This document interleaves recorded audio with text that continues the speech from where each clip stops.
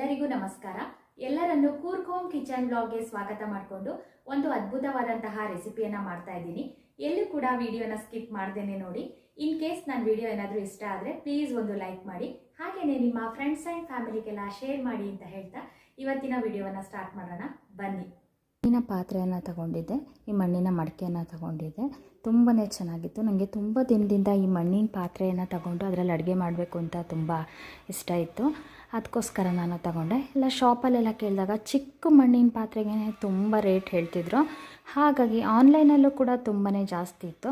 ಅದಕ್ಕೋಸ್ಕರ ನಾನು ಈ ರೋಡ್ ಸೈಡೆಲ್ಲ ಮಾರ್ತಾರೆ ನೋಡಿ, ಅಂದರೆ ಈ ಬೇರೆ ರಾಜ್ಯದಿಂದ ಎಲ್ಲ ಬಂದು ಇಟ್ಕೊಂಡು ಈ ಮಡಿಕೆಗಳನ್ನೆಲ್ಲ ಇಟ್ಕೊಂಡು ಅಥವಾ ಈ ಪಿಂಗಾಣಿಗಳನ್ನೆಲ್ಲ ಇಟ್ಕೊಂಡು ಮಾರ್ತಿರ್ತಾರೆ ನೋಡಿ, ಅಂಥವ್ರ ಹತ್ರ ನಾನು ಈ ಮಡಿಕೆ ಅಂತ ತಗೊಂಡಿದ್ದು. ತುಂಬ ಚೆನ್ನಾಗಿತ್ತು ಮತ್ತು ತುಂಬ ದೊಡ್ಡದು ಕೂಡ ಇದೆ. ಇದು ನೋಡಿ ಎಷ್ಟು ದೊಡ್ಡದಿದೆ. ಮತ್ತು ಹಾಗೆಯೇ ಒಂದು ಲೋಟನೂ ಕೂಡ ಇಷ್ಟ ಆಯಿತು, ಅದಕ್ಕೋಸ್ಕರ ತಗೊಂಡೆ. ನೋಡಿ ಎಷ್ಟು ದೊಡ್ಡದಲ್ಗಿದೆ ಅಂತ ಹೇಳಿಬಿಟ್ಟು. ನಾವಿವಾಗ ಯಾವುದೇ ರೀತಿಯಾದಂತಹ ಈ ಕಾವಲಿಯನ್ನಾಗಲಿ ಅಥವಾ ಪಳಗಿಸ್ತೇನೆ ನಾವು ಅಡುಗೆ ಮಾಡೋದಕ್ಕೆ ಆಗೋಲ್ಲ. ಹಾಗೆಯೇ ಮಡಕೆನೂ ಕೂಡ ನಾವು ಒಬ್ಬೊಬ್ಬರು ಸುಟ್ಟುಬಿಟ್ಟು ಅದನ್ನು ಅಡುಗೆನ ಮಾಡ್ತಾರೆ, ಹಾಗೆಯೇ ನಾವು ಮಾಡೋಕ್ಕಾಗೋದಿಲ್ಲ. ಅದಕ್ಕೋಸ್ಕರ ನಾನು ಇದನ್ನು ಯಾವ ರೀತಿಯಾಗಿ ನಾವು ಇದು ಅಡುಗೆನ ಮಾಡಬೇಕು ಅಂತ ಹೇಳಿ ಕೇಳಿದಾಗ ನನಗೆ ಅವರೇ ಹೇಳಿದ್ದು, ಫಸ್ಟು ಈ ಮಣ್ಣಿನ ಪಾತ್ರೆಯನ್ನು ನಾವು ಚೆನ್ನಾಗಿ ತೊಳೆದ್ಬಿಟ್ಟು 10 ನಿಮಿಷ ಒಂದು ಬಕೆಟ್ನಲ್ಲಿ, ಅಂದರೆ ಈ ಮಡಿಕೆ ಮುಳುಗುತ್ತೆ ನೋಡಿ ಅಷ್ಟು ಸೈಜ್ ಇರೋವಂತಹ ಬಕೆಟ್ನ ನೀರು ಹಾಕಿಬಿಟ್ಟು ನಾವು ಮುಚ್ಚಿಟ್ಟಿರಬೇಕು. ಆ ನಂತರ ಅದನ್ನು ಒಂದು 10 ನಿಮಿಷ ಆದ ನಂತರ ನಾವು ತೆಗೆದುಬಿಟ್ರೆ ಆ ನೀರೆಲ್ಲ ಡ್ರೈ ಆಗಿಬಿಡುತ್ತೆ. ನೀರೆಲ್ಲ ಡ್ರೈ ಆದ ನಂತರ ಇದಕ್ಕೆ ಕೊಬ್ಬರಿ ಎಣ್ಣೆ ಅಥವಾ ಯಾವುದಾದ್ರೂ ನಾವು ಸಾಂಬಾರಿಗೆ ಏನು ಯೂಸ್ ಮಾಡ್ತೀವಿ ಆ ಎಣ್ಣೆಯನ್ನು ನಾವು ನೀಟಾಗಿ ನಾವು ಈ ಕೈಯಿಂದನೇ ಚೆನ್ನಾಗಿ ಈ ಥರ ಸ್ಪ್ರೆಡ್ ಮಾಡಿಬಿಡ್ಬೇಕು. ನೋಡಿ ಈ ಥರ ಎಲ್ಲದಕ್ಕೂ ಕೂಡ ಈ ಲೋಟಕ್ಕೆ ಮುಚ್ಚಳ ಎಲ್ಲದಕ್ಕೂ ಕೂಡ ಈ ರೀತಿ ಸವರ್ಬಿಟ್ಟು ನಾವು 2 ದಿನ ಹಾಗೇ ಬಿಟ್ಬಿಡಬೇಕು. ನೋಡಿ ನಾನು ಇದೆಲ್ಲ ಹಾಕಿಬಿಟ್ಟು ಈ ಥರ ಒಂದು 2 ದಿನ ಹಾಗೇ ಇಡ್ತಾಯಿದ್ದೀನಿ. ಇದು ಇಟ್ಟ ಮೇಲೆ ನಮಗಿದು ಎಣ್ಣೆ ಹಾಕಿ ಇಟ್ಟಿದ್ದೀವಿ ಅಂತಲೇ ಅನಿಸಲ್ಲ, ಆ ರೀತಿಯಾಗಿ ಫುಲ್ ಅದು ಹೀರ್ಕೊಂಡು ಡ್ರೈ ಆಗಿಬಿಟ್ಟಿರುತ್ತೆ. ನೋಡಿ ಈ ರೀತಿ ನಾನು ಎಣ್ಣೆ ಎಲ್ಲ ಫುಲ್ ತಿಕ್ಬಿಟ್ಟು ಇಟ್ಟಿದ್ದೆ ನಾನು ಇದಕ್ಕೆ. ಇವಾಗ ಎಲ್ಲ ಡ್ರೈ ಆಗಿ ಹೇಗಾಗಿರುತ್ತೆ ನೋಡಿ, 2 ದಿನ ಬಿಡಬೇಕು. ಅವರು 2 ದಿನ ಬಿಡೋದಕ್ಕೆ ಹೇಳಿದರು. ನೋಡಿ ಈ ರೀತಿಯಾಗಿ ನಾವು ಏನು ಹಾಕೇ ಇಲ್ಲ ಅನ್ನೋ ರೀತಿ ಫುಲ್ಲು ಡ್ರೈ ಆಗಿಬಿಟ್ಟಿತ್ತು. ಈ ರೀತಿ ನಮಗೆ 2 ದಿನ ಇಡಬೇಕು ಅಂತ ಹೇಳಿದರು. ನಾನು ಅದಕ್ಕೋಸ್ಕರ ಎಲ್ಲದಕ್ಕೂ ಕೂಡ ಎಣ್ಣೆಯನ್ನು ಹಾಕಿಬಿಟ್ಟು ನಾನು ಇಟ್ಟಿದ್ದೆ. ನೋಡಿ ಎಷ್ಟು ಚೆನ್ನಾಗಿದೆ ಅಂತ ಹೇಳ್ಬಿಟ್ಟು. ಇವಾಗ ನಾವು ಈ ಮಣ್ಣಿನ ಪಾತ್ರೆಯನ್ನು ಯೂಸ್ ಮಾಡ್ಕೊಳ್ಬೋದು. ಮೊದಲೆಲ್ಲ ಎಲ್ಲರೂ ಕೂಡ ಮಣ್ಣಿನ ಪಾತ್ರೆಯಲ್ಲೇ ಯೂಸ್ ಮಾಡ್ತಿದ್ರು. ಹಾಗೆಯೇ ನಮ್ಮ ಹಳಬ್ರೆಲ್ಲ ಮಣ್ಣಿನ ಪಾತ್ರೆಯಲ್ಲೇ ಅಡುಗೆ ಮಾಡೋದಾಗಲಿ ಎಲ್ಲನೂ ಕೂಡ ಮಾಡ್ತಿದ್ರು. ಅದಕ್ಕೆ ಅಷ್ಟೇ ಆರೋಗ್ಯವಾಗಿ ಕೂಡ ಇರ್ತಿದ್ರು. ಇವಾಗ ಒಂದೊಂದು ಮಣ್ಣಿನ ಪಾತ್ರೆನೇ ಯೂಸ್ ಮಾಡೋದಕ್ಕೆ ತುಂಬ ಕಷ್ಟ ಆಗುತ್ತೆ, ಎಲ್ಲಿ ಇಟ್ಟರೆ ಒಡೆದೋಗ್ಬಿಡುತ್ತೋ ಅಂತ ಹೇಳಿಬಿಟ್ಟು. ಮೊದಲೆಲ್ಲ ನೋಡಿ ಎಲ್ಲ ಮಣ್ಣಿನ ಪಾತ್ರೆಯಲ್ಲೇ ಅಡುಗೆ ಆಗಲಿ ಎಲ್ಲ ನೀರು ಇಟ್ಕೊಳ್ಳೋದಾಗಲಿ ಎಲ್ಲವನ್ನು ಕೂಡ ಮಾಡ್ತಿದ್ರು. ಎಲ್ಲ ಎಷ್ಟು ಚೆನ್ನಾಗಿ ಇಟ್ಕೊಳ್ತಿದ್ರು ಅಂತ ಹೇಳಿಬಿಟ್ಟು. ಇದರಲ್ಲಿ ಅಡುಗೆನೂ ಕೂಡ ತುಂಬಾ ಟೇಸ್ಟಾಗೂ ಕೂಡ ಬರುತ್ತೆ.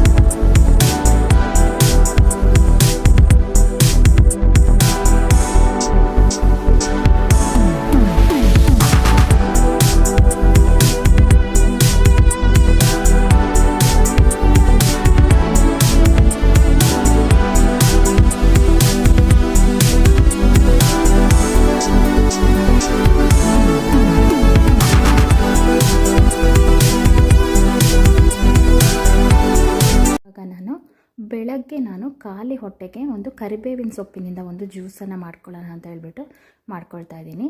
ಈ ಕರಿಬೇವಿನ ಸೊಪ್ಪಿನ ಜ್ಯೂಸಿಗೆ ನಾನು ನೀಟಾಗಿ ಫ್ರೆಶ್ ಆಗಿ ಇರುವಂತಹ ಕರಿಬೇವಿನ ಸೊಪ್ಪನ್ನು ನೀಟಾಗಿ ತೊಳ್ಕೊಂಡು ಅದನ್ನು ನಾನು ಒಂದು ಮಿಕ್ಸಿ ಜಾರಿಗೆ ಹಾಕ್ಕೊಂಡು ಚೆನ್ನಾಗಿ ರುಬ್ಕೊಳ್ತೀನಿ. ಕರಿಬೇವಿನ ಸೊಪ್ಪನ್ನು ನಾವು ಒಣಗಿಸಿ ಬಿಸಿಲು ಟೈಮಲ್ಲೆಲ್ಲ ಅದರ ಎಲೆನೆಲ್ಲ ಒಣಗಿಸ್ಬಿಟ್ಟು ಪುಡಿ ಮಾಡಿ ಇಟ್ಕೊಂಡು ಹಾಗೆಯೂ ಕೂಡ ನಾವು ತಿನ್ಬೋದು. 1 ಸ್ಪೂನ್ ಕರಿಬೇವಿನ ಸೊಪ್ಪಿನ ಪುಡಿ ತಿಂದು ಆ ನಂತರ ಸ್ವಲ್ಪ ನೀರನ್ನು ಹಾಕೊಂಡು ಕುಡಿದ್ರೂ ಕೂಡ ನಮಗೆ ಒಳ್ಳೆಯದಾಗುತ್ತೆ. ಈ ಕರಿಬೇವಿನ ಸೊಪ್ಪು ಈ ಜ್ಯೂಸ್ ಕುಡಿಯೋದು ಶುಗರ್ ಇರೋರಿಗೆ ಇಂಥವರಿಗೆಲ್ಲ ತುಂಬಾ ಒಳ್ಳೆಯದು. ತುಂಬ ಹೇರ್ ಫಾಲ್ ಆಗ್ತಿರುತ್ತೆ ನೋಡಿ, ಅಂಥವರೆಲ್ಲ ಈ ರೀತಿಯಾಗಿ ಕರಿಬೇವಿನ ಸೊಪ್ಪಿನ ಜ್ಯೂಸನ್ನು ಮಾಡ್ಕೊಂಡು ಕುಡಿಯೋದ್ರಿಂದ ತುಂಬಾ ಹೆಲ್ಪ್ ಆಗುತ್ತೆ. ಅದರಲ್ಲೂ ಫ್ರೆಶ್ ಆಗಿ ಸಿಗೋ ಈ ಕರಿಬೇವಿನ ಸೊಪ್ಪನ್ನು ಮಾಡಿಕೊಂಡ್ರೆ ತುಂಬಾ ಒಳ್ಳೆಯದು. ಹಾಗೆಯೇ ನಾವು ಒಣಗಿಸಿ ಇಟ್ಕೊಂಡು ಮಾಡಿಕೊಂಡ್ರೂ ಕೂಡ ಅದು ಕೂಡ ಒಳ್ಳೆಯದು. ಅದು ಕೂಡ ನಮಗೆ ಈ ಸಿಗದಿದ್ದ ಟೈಮಲ್ಲೆಲ್ಲ ಕೂಡ ನಾವು ಈ ಕರಿಬೇವಿನ ಸೊಪ್ಪಿನ ಪೌಡರ್ನ ಮಾಡಿಟ್ಕೊಂಡ್ರೆ ನಾವು ಅದನ್ನು ಕೂಡ ಯೂಸ್ ಮಾಡ್ಕೊಳ್ಬೋದು. ಈ ರೀತಿಯಾಗಿ ನಾನು ಇವಾಗ ಶೋಧಿಸ್ಕೊಳ್ತಾ ಇದ್ದೀನಿ. ಅಂದರೆ ಸ್ವಲ್ಪ ಒಂದೊಂದ್ಸರಿ ಮಿಕ್ಸಿ ಆರಿಸುವಾಗ ಒಂದೊಂದ್ಸರಿ ಮೇಲ್ಗಡೆ ಎಲ್ಲ ಉಳಿದ್ಬಿಡುತ್ತೆ, ಒಂದೊಂದ್ಸರಿ ಅದನ್ನ ಕುಡಿಯೋಕ್ಕಾಗಲ್ಲ. ಅಂಥ ಟೈಮಲ್ಲಿ ನಾವು ಈ ಥರ ಶೋಧಿಸ್ಕೊಂಡ್ರೆ ನಮಗೆ ಚೆನ್ನಾಗಿ ಕುಡಿಬೋದು. ಅಂದರೆ ನಮ್ಗೆ ತುಂಬ ನೈಸಾಗಿ ಏನಾದರೂ ಆದರೆ ಈ ಶೋಧಿಸ್ಕೊಳ್ದೇನೂ ಕೂಡ ಕುಡಿಬೋದು. ಒಬ್ಬೊಬ್ಬರು ಹಾಗೇ ತಿಂತಾರೆ, ಅಗ್ದು ತಿಂತಾರೆ, ಆ ಥರನೂ ತಿನ್ಬೋದು. ನಾನು ಈ ಥರ ಜ್ಯೂಸನ್ನು ಮಾಡಿಕೊಂಡು ಕುಡಿತೀನಿ. ಇದನ್ನು ಜ್ಯೂಸನ್ನು ನಮಗೆ ಡೈಲಿ ಕುಡಿಯೋಕ್ಕಾಗಲ್ಲ ಅಂದ್ರೂ ವಾರದಲ್ಲಿ ಒಂದು 3 ಸರಿ ಅಥವಾ 2 ಸರಿ ಕುಡಿದ್ರೂ ಕೂಡ ನಮಗೆ ಒಳ್ಳೆಯದಾಗುತ್ತೆ. ಹಾಗೆಯೇ ನಾನಿವತ್ತು ಈ ಮಲೆನಾಡು ಮತ್ತು ಈ ಕೊಡಗಿನ ಸೈಡಲ್ಲೆಲ್ಲ ಈ ಗಣಕೆ ಸೊಪ್ಪು ಆಗಿರ್ಬೋದು, ಹಾಗೆಯೇ ಈ ಸಕ್ಕರೆಕಾಯಿದು ಕುಡಿ ಬರುತ್ತೆ ನೋಡಿ, ಇದನ್ನು ಕೂಡ ಪಲ್ಯ ಮಾಡ್ತಾರೆ. ತುಂಬಾ ಚೆನ್ನಾಗಿರುತ್ತೆ ಈ ಪಲ್ಯ.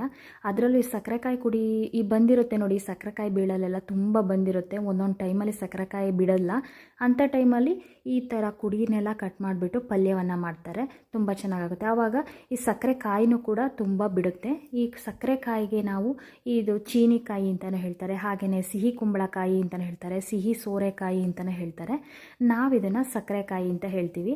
ಅದರದ್ದು ಕುಡಿಯನ್ನು ನಾನಿವಾಗ ಕಿತ್ಕೊಂಡು ಬಂದಿದ್ದೀನಿ ನೋಡಿ. ಈ ರೀತಿಯಾಗಿ ತುದಿ ಮಾತ್ರ ಇರುತ್ತೆ ನೋಡಿ, ಅದನ್ನು ಮಾತ್ರ ನಾವು ಈ ಥರ ಕಟ್ ಮಾಡ್ಕೊಂಡು ಬರಬೇಕು. ಅದನ್ನು ನಾವು ಇವಾಗ ನೋಡಿ, ಆ ದಾರ ಥರ ಇದೆ ನೋಡಿ, ಅದನ್ನು ತೆಗೆದಾಕ್ಬಿಡೋಣ. ಅದು ಇದ್ರೂ ಕೂಡ ಏನು ತೊಂದರೆ ಇಲ್ಲ. ನಾನು ಸ್ವಲ್ಪ ಈ ಸಾಫ್ಟಾಗಿ ಬರುತ್ತೆ ಈ ಸೊಪ್ಪನ್ನೇ ಹಾಕಿದ್ರೆ ಅಂತ ಹೇಳ್ಬಿಟ್ಟು, ಈ ಕುಡಿ ಮಾತ್ರ ಹಾಕಿದ್ರೆ ಚೆನ್ನಾಗಿ ಬರುತ್ತೆ ಅಂತ ಹೇಳ್ಬಿಟ್ಟು ನಾನು ಆ ದಾರವನ್ನು ತೆಗೆದಾಕ್ತಾ ಇದ್ದೀನಿ. ಇದು ಬೇಕಿದ್ರೆ ಹಾಕ್ಕೊಳ್ಬೋದು ನೋಡಿ. ಈ ಥರ ಎಲ್ಲವನ್ನು ತೆಗೆದುಬಿಟ್ಟು ಆನಂತರ ಇದನ್ನು ಚಿಕ್ಕದಾಗಿ ಕಟ್ ಮಾಡ್ಕೊಳ್ಳೋಣ. ಇವಾಗ ಚೆನ್ನಾಗಿ ವಾಶ್ ಮಾಡಿಕೊಂಡು ಆನಂತರ ಚಿಕ್ಕದಾಗಿ ಕಟ್ ಮಾಡ್ಕೊಳ್ಬೇಕಾಗುತ್ತೆ. ಇದು ತುಂಬಾ ಚೆನ್ನಾಗಿ ಬರುತ್ತೆ ಈ ಪಲ್ಯ. ರೊಟ್ಟಿಗೆ, ಚಪಾತಿಗೆ ಎಲ್ಲದಕ್ಕೂ ಕೂಡ ಇದು ನಮಗೆ ಸಕ್ಕರೆಕಾಯಿ ಕುಡಿಯಿಂದ ಮಾಡಿದ್ದೀವಿ ಅಂತಲೇ ಗೊತ್ತಾಗಲ್ಲ, ಅಷ್ಟು ಚೆನ್ನಾಗಿರುತ್ತೆ. ಈ ಮಲೆನಾಡು ಸೈಡಲ್ಲೆಲ್ಲ ಒಂದು ಸಲಿನಾದರೂ ಈ ಸಕ್ಕರೆಕಾಯಿ ಬೀಳಿ ಇರುತ್ತೆ ನೋಡಿ, ಅಂಥ ಬೀಳ್ಗಳಲ್ಲೆಲ್ಲ ಈ ರೀತಿ ಕಟ್ ಮಾಡ್ಕೊಂಡು ಬಂದು ಈ ರೊಟ್ಟಿಗೆಲ್ಲನ ಪಲ್ಯ ಎಲ್ಲ ಮಾಡ್ಕೊಳ್ತಾರೆ. ತುಂಬಾ ಚೆನ್ನಾಗೂ ಇರುತ್ತೆ ಈ ರೊಟ್ಟಿಗೆ ಈ ಪಲ್ಯ ನೋಡಿ. ಈ ರೀತಿಯಾಗಿ ಚೆನ್ನಾಗಿ ವಾಶ್ ಮಾಡ್ಕೊಂಡಾದ ನಂತರ ನಾನು ಈ ರೀತಿಯಾಗಿ ಚಿಕ್ಕದಾಗಿ ಕಟ್ ಮಾಡ್ಕೊಂಡಿದ್ದೀನಿ.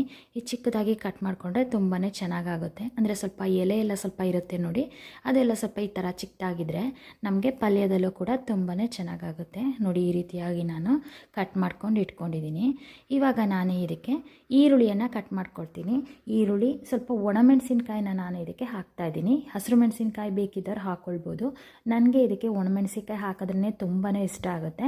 ಈ ತೆರಮೆ ಸೊಪ್ಪಿಗೂ ಒಣಮೆಣಸಿನ್ಕಾಯಿ ಹಾಕಿದ್ರೆ ತುಂಬ ಚೆನ್ನಾಗಿರುತ್ತೆ. ಹಾಗೆಯೇ ಇದಕ್ಕೂ ಕೂಡ ಒಣಮೆಣಸಿನ್ಕಾಯಿ ಹಾಕಿದ್ರೆ ತುಂಬ ಚೆನ್ನಾಗಿರುತ್ತೆ.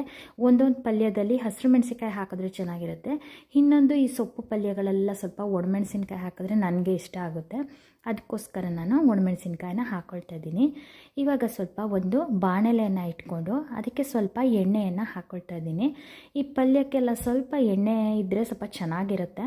ಅದಕ್ಕೋಸ್ಕರ ನೋಡಿಕೊಂಡು ನಮಗೆ ಎಷ್ಟು ಬೇಕೋ ಅಷ್ಟು ಎಣ್ಣೆಯನ್ನು ಹಾಕ್ಕೊಳ್ಬೇಕು. ಅಂದರೆ ತುಂಬ ಎಣ್ಣೆ ಬೇಡ ಅನ್ನೋರು ಸ್ವಲ್ಪ ಹಾಕ್ಕೊಳ್ಬೋದು. ಈ ಎಣ್ಣೆ ಹಾಕಿದ್ರೂ ಸ್ವಲ್ಪ ಚೆನ್ನಾಗಿರುತ್ತೆ ಪಲ್ಯದಲ್ಲಿ ನೋಡಿ. ಇವಾಗ ನಾನು ಸ್ವಲ್ಪ ಸಾಸಿವೆಯನ್ನು ಹಾಕ್ಕೊಳ್ತಾ ಇದ್ದೀನಿ. ಸಕ್ಕರೆಕಾಯಿ ಕುಡಿ ನಮಗೆ ಒಂಥರ ನೋಡುವಾಗ ನಾವು ಕಟ್ ಮಾಡ್ಕೊಂಡು ಬರುವಾಗ ಇಷ್ಟೊಂದಿದೆ ಅಂತ ಅನಿಸ್ಬಿಡುತ್ತೆ.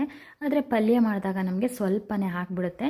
ಸ್ವಲ್ಪ ಜಾಸ್ತಿನೇ ಮಾಡಿಕೊಂಡ್ರೂ ಕೂಡ ನಡೆಯುತ್ತೆ, ಯಾಕೆಂದರೆ ಅದು ಪಲ್ಯ ಎಲ್ಲ ರೆಡಿ ಆದಮೇಲೆ ಸ್ವಲ್ಪನೇ ಆಗಿಬಿಡುತ್ತೆ ನೋಡಿ. ನಾನು ಇವಾಗ ಎಷ್ಟೊಂದು ಕಟ್ ಮಾಡ್ಕೊಂಡು ಇಟ್ಕೊಂಡಿದ್ದೀನಿ, ಆದರೆ ಪಲ್ಯ ಎಲ್ಲ ಆದಮೇಲೆ ಸ್ವಲ್ಪನೇ ಆಗಿಬಿಡುತ್ತೆ. ಅದಕ್ಕೋಸ್ಕರ ನಾವು ಸ್ವಲ್ಪ ಜಾಸ್ತಿನೇ ಮಾಡಿಕೊಂಡ್ರೂ ಕೂಡ ಅದು ನಮಗೆ ಎಷ್ಟು ಬೇಕೋ ಅಷ್ಟು ಸರಿಯಾಗಿಬಿಡುತ್ತೆ. ಇವಾಗ ನಾನು ಸ್ವಲ್ಪ ಈರುಳ್ಳಿಯನ್ನು ಕಟ್ ಮಾಡ್ಕೊಳ್ತಾ ಇದ್ದೀನಿ. ನಾನು ಒಂದು ಈರುಳ್ಳಿಯನ್ನು ಚಿಕ್ಕದಾಗಿ ಕಟ್ ಮಾಡಿಕೊಂಡು ತಗೊಳ್ತಾ ಇದ್ದೀನಿ. ಈರುಳ್ಳಿ ಪಲ್ಯಗಳಲ್ಲೆಲ್ಲ ಸ್ವಲ್ಪ ಈರುಳ್ಳಿಯನ್ನು ಹಾಕಿದ್ರೆ ಚೆನ್ನಾಗಿರುತ್ತೆ ಪಲ್ಯಕ್ಕೆ.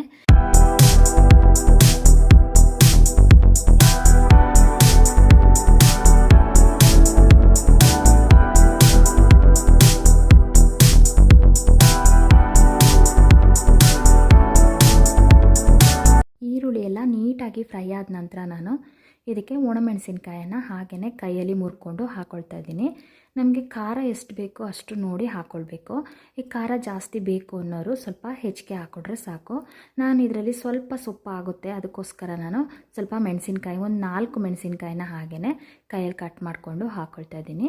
ಇವಾಗ ನಾನು ಇದಕ್ಕೆ ನೋಡಿ ಸೊಪ್ಪು ಕಟ್ ಮಾಡಿಕೊಂಡು ಇಟ್ಕೊಂಡಿದ್ನಲ್ಲ, ಆ ಸೊಪ್ಪನ್ನು ನಾನು ಇವಾಗ ಸೇರಿಸ್ಕೊಳ್ತಾ ಇದ್ದೀನಿ. ಈ ಒಗ್ಗರಣೆಗೆ ಹಾಕಿದ ನಂತರ ನೋಡಿ ಸೊಪ್ಪೆಲ್ಲ ಒಂಥರ ಶ್ರಿಂಕ್ ಆದಂಗೆ ಆಗಿಬಿಟ್ಟು ಸ್ವಲ್ಪನೇ ಆದಂಗೆ ಆಗಿಬಿಡುತ್ತೆ. ಅದಕ್ಕೋಸ್ಕರ ನಾವು ಸೊಪ್ಪು ಸ್ವಲ್ಪ ನಮಗೆ ಬೇಕು ಅಂದರೆ, ಪಲ್ಯ ಸ್ವಲ್ಪ ಜಾಸ್ತಿ ಬೇಕು ಅಂದರೆ ನಾವು ಸೊಪ್ಪು ಕೂಡ ಸ್ವಲ್ಪ ಜಾಸ್ತಿನೇ ತಗೊಳ್ಬೇಕು. ಈ ಕುಡಿಯನ್ನು ಸ್ವಲ್ಪ ಜಾಸ್ತಿನೇ ತಗೊಳ್ಬೇಕು. ನೋಡಿ ಇವಾಗ ಈ ಒಗ್ಗರಣೆಯಲ್ಲೇ ನೀಟಾಗಿ ಫ್ರೈ ಮಾಡ್ಕೊಳ್ಳೋಣ. ಇವಾಗ ನೋಡಿ ಇದು ಒಗ್ಗರಣೆಯಲ್ಲಿ ಚೆನ್ನಾಗಿ ಫ್ರೈ ಆದರೆ ನಮಗೆ ತುಂಬಾ ಚೆನ್ನಾಗಿ ಬರುತ್ತೆ. ನಾವು ಇವಾಗನೇ ಸ್ವಲ್ಪ ಉಪ್ಪನ್ನು ಹಾಕೊಂಡ್ಬಿಡ್ಬೇಕು. ನಾನು ಇದಕ್ಕೆ ಸ್ವಲ್ಪ ರುಚಿಗೆ ತಕ್ಕಷ್ಟು ಉಪ್ಪನ್ನು ಸೇರಿಸ್ಕೊಳ್ತಾ ಇದ್ದೀನಿ. ಉಪ್ಪು ನೋಡಿಬಿಟ್ಟು ಹಾಕ್ಕೊಳ್ಬೇಕಾಗುತ್ತೆ, ಯಾಕೆಂದರೆ ಈ ಸೊಪ್ಪು ಈ ಥರ ಅಡುಗೆಗಳಿಗೆಲ್ಲ ಬೇಗನೆ ಉಪ್ಪಾಗಿಬಿಡುತ್ತೆ. ಯಾಕೆಂದರೆ ಅದು ನಮ್ಮ ಮುಂಚೆ ನೋಡೋಕ್ಕೆ ತುಂಬ ಕಾಣಿಸುತ್ತೆ, ಆನಂತರ ಅದು ಶ್ರಿಂಕ್ ಆಯ್ತಾ ಬೆಂದು ಸ್ವಲ್ಪ ಕಡಿಮೆ ಆಗಿಬಿಡುತ್ತೆ. ಆವಾಗ ನಾವು ಜಾಸ್ತಿ ಇದ್ದಾಗ ಜಾಸ್ತಿ ಉಪ್ಪು ಹಾಕಿದಾಗ ಈ ಶ್ರಿಂಕ್ ಆಗಿಬಿಡುತ್ತೆ ನೋಡಿ, ಅಂಥ ಟೈಮಲ್ಲಿ ಉಪ್ಪಾಗಿಬಿಡುತ್ತೆ. ಅದಕ್ಕೋಸ್ಕರ ನಾವು ನೋಡಿಕೊಂಡು ನಾವು ಉಪ್ಪನ್ನು ಹಾಕ್ಕೊಳ್ಬೇಕು. ಈ ಉಪ್ಪು ಸ್ವಲ್ಪ ಕಡಿಮೆಯನ್ನು ಹಾಕ್ಕೊಂಡ್ರೂ ಕೂಡ ಕೊನೆಗೆ ಬೇಕಿದ್ರೆ ನೋಡಿಬಿಟ್ಟು ನಾವು ಹಾಕ್ಕೊಳ್ಬೋದು. ನೋಡಿ ಇವಾಗ ಇದಕ್ಕೆ ನೀರು ಹಾಕಬೇಕು ಅಂತ ಏನಿಲ್ಲ, ಹಾಗೇ ಇದು ನೀರು ಬಿಟ್ಕೊಂಡು ಚೆನ್ನಾಗಿ ಬೇಯುತ್ತೆ ಈ ಸೊಪ್ಪು. ಇವಾಗ ಒಂದು ಮುಚ್ಚಳವನ್ನು ಮುಚ್ಚಿಬಿಟ್ಟು ಒಂದು 10 ನಿಮಿಷ ನಾವು ಇದನ್ನು ಬೇಯಿಸ್ಕೊಂಡ್ರೆ ನಮಗೆ ಈ ಸೊಪ್ಪಿನ ಪಲ್ಯ ರೆಡಿ ಆಗಿಬಿಡುತ್ತೆ. ಇವಾಗ ನೋಡಿ ನಾನು ಎಷ್ಟು ಸೊಪ್ಪನ್ನು ಹಾಕಿದೆ ಅದೆಲ್ಲ ನೋಡಿ ಈ ಥರ ಫುಲ್ ಬೆಂದು ಕೊನೆಗೆ ಕಡಿಮೆ ಆಗಿಬಿಡುತ್ತೆ. ಇವಾಗ ನಾವು ಈ ಸೊಪ್ಪೆಲ್ಲ ಬೆಂದಿದೆ ಅಂತ ನಮಗೆ ಗೊತ್ತಾದ ತಕ್ಷಣ ನಾವು ಇವಾಗ ತೆಂಗಿನಕಾಯಿ ತುರಿಯನ್ನು ಹಾಕ್ಕೊಳ್ಳೋಣ. ಇದಕ್ಕೆ ಕೊನೆಯದಾಗಿ ನಾವು ಹಾಕ್ಕೊಳ್ಬೇಕು ತೆಂಗಿನಕಾಯಿ ತುರಿಯನ್ನು, ಆವಾಗ ತುಂಬಾ ಚೆನ್ನಾಗಾಗುತ್ತೆ. ಯಾರಿಗೆಲ್ಲ ಈ ಸಕ್ಕರೆಕಾಯಿ ಕುಡಿದು ಪಲ್ಯ ತಿಂದು ಗೊತ್ತಿದೆ ಅಥವಾ ತಿಂದಿದ್ದೀರಾ ಕಮೆಂಟ್ ಮಾಡಿ ತಿಳಿಸಿ ನನಗೆ. ತುಂಬಾ ಚೆನ್ನಾಗಿರುತ್ತೆ, ಒಂದು ಸಲ ಟ್ರೈ ಮಾಡಿ ನೋಡಿ ಈ ಸಕ್ಕರೆಕಾಯಿ ಕುಡಿ. ಅದರಲ್ಲೂ ರೊಟ್ಟಿ ಚಪಾತಿಗೆಲ್ಲ ತುಂಬಾ ಚೆನ್ನಾಗಿರುತ್ತೆ. ಇವತ್ತಿನ ವಿಡಿಯೋ ಇದಾಗಿತ್ತು. ಎಲ್ರಿಗೂ ನನ್ನ ವಿಡಿಯೋ ಇಷ್ಟ ಆದರೆ ಪ್ಲೀಸ್ ಸಬ್ಸ್ಕ್ರೈಬ್ ಮಾಡಿ, ಲೈಕ್ ಮಾಡಿ ಮತ್ತು ಶೇರ್ ಮಾಡಿ. ಮುಂದಿನ ವಿಡಿಯೋದೊಂದಿಗೆ ಮತ್ತೆ ಸಿಗೋಣ. Thank you.